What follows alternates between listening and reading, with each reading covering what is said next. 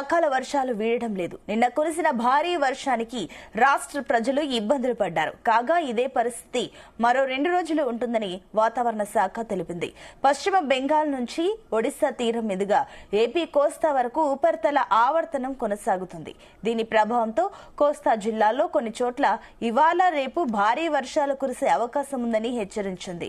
అల్లూరి సీతారామరాజు, తూర్పు గోదావరి, ఏలూరు, కాకినాడ, కృష్ణా, ఎన్టీఆర్, పార్వతీపురం, మన్యం, శ్రీకాకుళం, విజయనగరం జిల్లాల్లో భారీ వర్షాలు, మిగిలిన చోట్ల తేలికపాటి నుంచి మోస్తరు వర్షాలు కురుస్తాయని అంచనా వేస్తుంది. గంటకు 50 నుంచి 60 కిలోమీటర్ల వేగంతో ఈదురుగాలులు వీయొచ్చని తెలిపింది. ఇక మే 10 తర్వాత అండమాన్ సమీపంలో అల్పపీడనం ఏర్పడే అవకాశం ఉందని అంటుంది వాతావరణ శాఖ.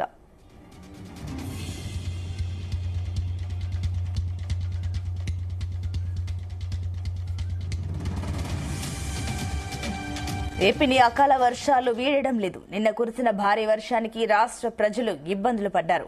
కాగా ఇదే పరిస్థితి మరో 2 రోజులు ఉంటుందని వాతావరణ శాఖ తెలిపింది.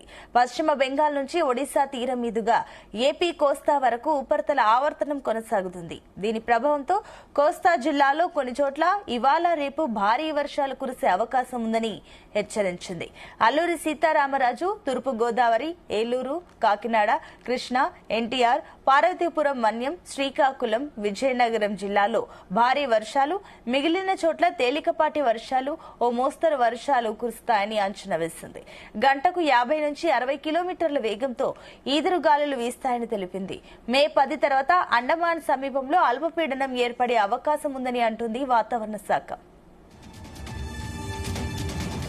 ఇదే అంశానికి సంబంధించి మరిన్ని డీటెయిల్స్ మా కరెస్పాండెంట్ రామచందర్ అందిస్తారు. Ramachandar, good morning Sunitha. అయితే ఏపీని అకాల వర్షాలు వేయటం లేదని చెప్పుకోవచ్చు.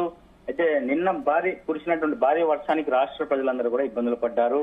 అలాగే ఈ రోజు కూడా ఏదైతే వాతావరణ శాఖ వెల్లడించిన వివరాల నేపథ్యంలో ఉరుములు, మెరుపులతో కూడినటువంటి అలాగే పిడుగులతో కూడినటువంటి వర్షం కూడా ఉంటుందని చెప్పి కూడా చెప్తున్నారు.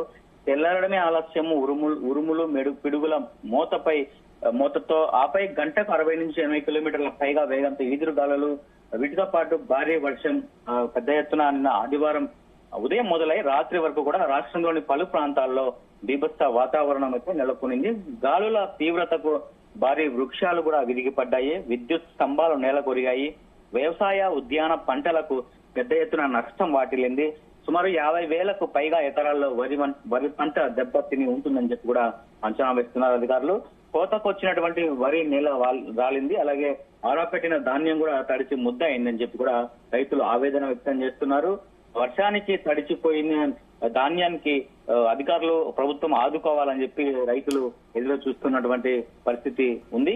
ఈదురుగాలులు దాటికి 1000 ఎకరాల్లో అరటి, బొప్పాయి తోటలు నేల రాలినటువంటి పరిస్థితి ఉంది. అలాగే మొక్కజొన్న రైతులు నిన్న మునిగిపోయినటువంటి దౌర్భాగ్యం పరిస్థితి అయితే కనిపిస్తోంది. రాష్ట్ర వ్యాప్తంగా కూడా వివిధ ప్రాంతాల్లో పిడుగులు పడి 7గురు చనిపోయారు, చెట్టు కూలి 1 మరణించారు. ఉదయం 8:30 గంటలకు నిన్న ఆదివారం ఉదయం 8:30 గంటల నుంచి రాత్రి 7 గంటల మధ్య అత్యధికంగా కాకినాడ జిల్లా కాజులూరులో 100 మిల్లీమీటర్ల వర్షపాతము నమోదైంది. అలాగే తాళ్లరేవు మండలం సొల్లంగిపేటలో 94.5, కరపలో 75.5, కాకినాడలో 66.75, అంబేద్కర్ కోనసీమ జిల్లా అలాగే అమలాపురంలో 65.5 మిల్లీమీటర్ల వర్షపాతం నమోదైంది. అలాగే తూర్పు గోదావరి జిల్లా పైడిమిట్టలో 65.5, అలాగే ఏలూరు జిల్లా నెమ్మరు 65.25, ధర్మాజిగూడలో 64.75 మిల్లీమీటర్ల వర్షపాతం నమోదైందని చెప్పి కూడా అధికారులు వివరాలను వెల్లడించారు. ఉమ్మడి చిత్తూరు, ప్రకాశం, గుంటూరు, కృష్ణా, తూర్పు గోదావరి, పశ్చిమ గోదావరి జిల్లాల్లో ఈదురుగాలులు, వర్షాల ప్రభావం అధికంగా ఉంది. అలాగే విజయవాడ పండిట్ నెహ్రూ బస్టాండ్ వద్ద రైల్వే లో బ్రిడ్జి కింద ప్రవహిస్తున్న వర్షపు నీటితో ప్రజలందరూ కూడా తీవ్ర ఇబ్బందులు ఎదుర్కోవాల్సినటువంటి పరిస్థితి. అదే విద్యుత్ కూడా నిలిచిపోయింది. అదే నిన్న ఉదయంనే విజయవాడలో ఆకాశం మేఘావృతమైంది. అలాగే కొద్దిసేపటికే ఈదురుగాలులు, వర్షం మొదలైంది. అయితే గంటన్నర పాటు బీభత్సం సృష్టించాయి. నగరంలో పలు చోట్ల చెట్లు విరిగిపడినటువంటి పరిస్థితి ఉంది. అలాగే పూర్తి స్థాయిలో రాష్ట్ర వ్యాప్తంగా కూడా పలు జిల్లాల్లో కూడా ఇదే సీన్ కనిపించిందని చెప్పుకోవచ్చు. మరి తిరుపతి జిల్లా వ్యాప్తంగా కూడా పలు చోట్ల ఈదురుగాలులు దాటికి విద్యుత్ సరఫరా కూడా నిలిపివేశారు. అలాగే తిరుమలలో కూడా వర్షం దంచి కొట్టింది అని చెప్పుకోవచ్చు. డ్రైనేజీలు కూడా పొంగిపొర్లాయి, లోతట్టు ప్రాంతాలన్నీ కూడా జలమైనటువంటి పరిస్థితులు అయితే కనిపించాయి. మొత్తానికి ఇటు రాష్ట్ర వ్యాప్తంగా కూడా పెద్ద ఎత్తున వర్షాభావ పరిస్థితులు అయితే ఉన్నాయని చెప్పుకోవచ్చు. ఎండాకాలంలో ఇటువంటి వర్షాలు, అకాల వర్షాలతో అటు రైతులు, ఇటు ఏదైతే చిన్నకారు రైతులు కావచ్చు, అలాగే వ్యాపారస్తులు కూడా తీవ్ర ఇబ్బందులు ఎదుర్కొన్నటువంటి పరిస్థితి అయితే తెలుస్తోంది. మరి ఏదైతే పశ్చిమ బెంగాల్ నుంచి ఒడిశా తీరం మీదుగా ఏపీ కోస్తా వరకు కూడా ఉపరితల ఆవర్తనం కొనసాగుతోందని చెప్పి వాతావరణ అధికారులు అయితే చెప్తున్నటువంటి పరిస్థితి. దీని ప్రభావంతో కోస్తా జిల్లాలోని కొన్ని చోట్ల ఈ రోజు, రేపు కూడా భారీ వర్షాలు కూడా కురిసే అవకాశం ఉందని చెప్పి కూడా వాతావరణ శాఖ హెచ్చరించింది. అల్లూరి సీతారామరాజు, తూర్పు గోదావరి, ఏలూరు, కాకినాడ, కృష్ణా, ఎన్టీఆర్ జిల్లా, పార్వతీపురం, మన్యం, శ్రీకాకుళం, విజయనగరం జిల్లాలో భారీ వర్షాలు, మిగిలిన చోట్ల కూడా తేలికపాటి నుంచి ఓ మోస్తరు వర్షాలు కూడా కురుస్తాయని చెప్పి కూడా వాతావరణ శాఖ అంచనా వేస్తోంది.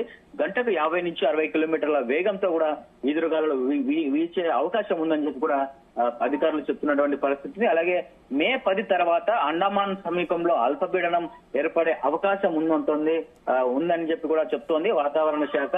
దీని నేపథ్యంలో రాష్ట్రంలో విస్తారంగా వర్షాలు, భారీ వర్షాలు కూడా కురిసే అవకాశాలు ఉన్నాయని చెప్పి కూడా వాతావరణ శాఖ అంచనా వేస్తోంది.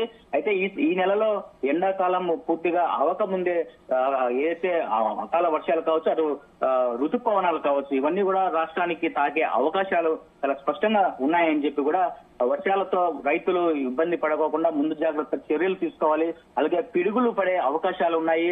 చెట్ల వద్ద ఎవరు కూడా, పశువుల కాపరులు కావచ్చు, ఎవరైనా కానీ చెట్ల వద్ద తల దాచుకోవడం మంచిది కాదని చెప్పి, సురక్షితమైనటువంటి ప్రాంతంలో ఉండాలని చెప్పి కూడా అధికారులు ప్రతిరోజు అప్డేట్స్ అయితే ఇస్తూనే ఉన్నారు. పిడుగులతో చాలా జాగ్రత్తగా ఉండాలని చెప్పి కూడా చెప్తున్నారు Sunitha. Right Ramachandar, thank you.